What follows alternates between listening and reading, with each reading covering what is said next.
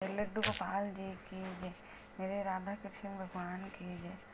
कार्तिक महात्म्य का 29वां अध्याय। राजा पृथु ने कहा, हे मुनिश्रेष्ठ, आपने कलह द्वारा मुक्ति पाए जाने का वृत्तांत मुझे कहा, जिसे मैंने ध्यान पूर्वक सुना है। हे नारद जी, यह काम उन दो नदियों के प्रभाव से हुआ।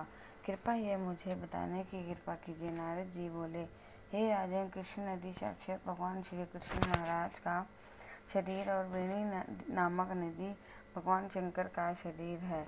इन दोनों नदियों के संगम का महात्म्य श्री ब्रह्मा जी भी वर्णन करने में समर्थ नहीं है।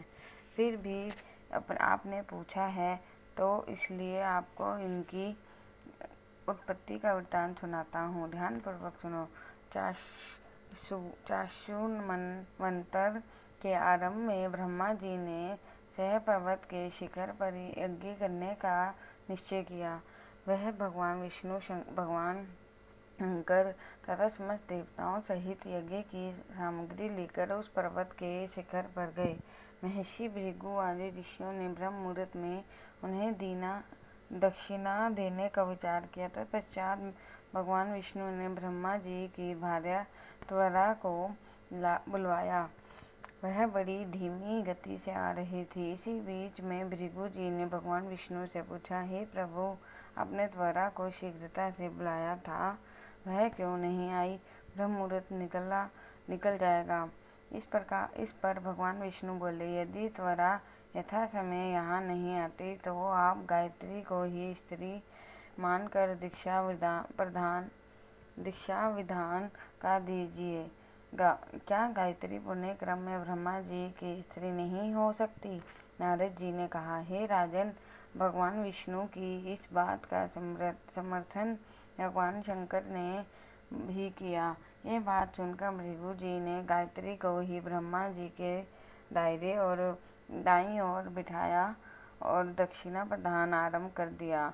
जिस समय ऋषि मंडल गायत्री को दीक्षा देने लगा, उसी समय त्वरा भी यज्ञ मंडल में आ पहुंची।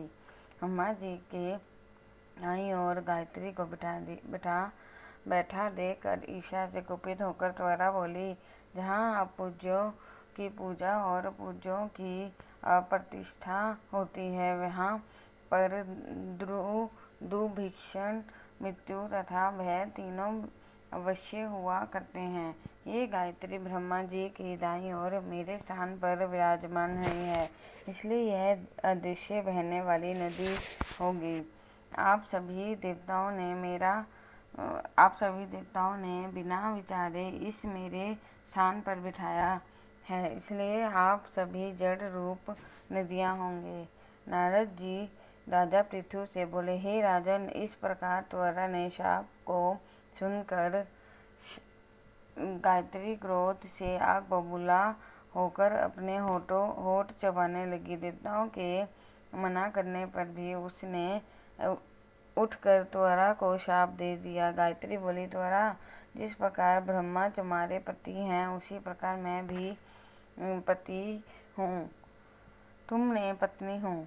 तुमने व्रत ही शाप दे दिया, इसलिए तुम भी नदी हो जाओ।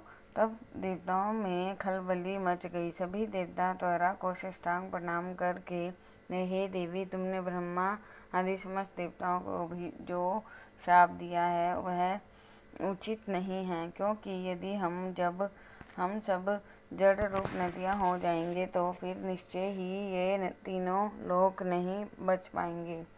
यह शाप तुमने बिना विचार किए दिया है, इसलिए यह शाप तुम वापस ले लो। त्वरा बोली, हे देवगण, आपके द्वारा यज्ञ के आरंभ में गणेश पूजन न किए जाने के कारण ये विघ्न उत्पन्न हुआ है।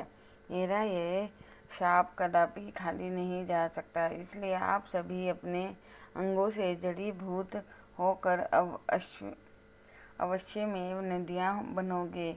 हम दोनों सोतने भी अपने अपने वंशों पश्चिम में बहने वाली नदियाँ बनेंगी। नारद जी राजा पृथु से बोले, हे राजन, त्वरा के ये वचन सुनकर भगवान विष्णु, शंकर आदि सभी देवता अपने अपने अंशों से नदियाँ बन गए। भगवान विष्णु के अंश से कृष्ण, भगवान शंकर के अंश से वेणी तथा ब्रह्मा जी गण से ककुदमवती नामक नदियाँ उत्पन्न हुई। समस्त देवताओं ने अपने अंशों को जड़ बनाकर वही शहर पर्वत पर फेंक दिया। फिर उन लोगों के अंश पृथक पृथक नदियों के रूप में बहने लगे। देवताओं के अंशों से सहस्त्रों की संख्या में पश्चिम की ओर बहने वाली नदियाँ उत्पन्न हो गई। गायत्री और त्वरा दोनों पश्चिम की ओर बहने वाली नदियाँ होकर एक साथ बहने लगी। उन दोनों का नाम सावित्री पड़ा। ब्रह्मा जी ने यज्ञ स्थान पर भगवान विष्णु तथा भगवान शंकर की स्थापना की। दोनों देवता महाबल तथा अति बल के नाम से प्रसिद्ध हुए। हे राजन, कृष्णा और वेणी नदी की उत्पत्ति का यह वर्णन जो भी मनुष्य सुनेगा या सुनाएगा, उसे नदियों के दर्शन और स्नान का फल प्राप्त होगा। बोले कार्तिक महात्म्य की जय, लक्ष्मी नारायण भगवान की जय, राधा कृष्ण भगवान की जय।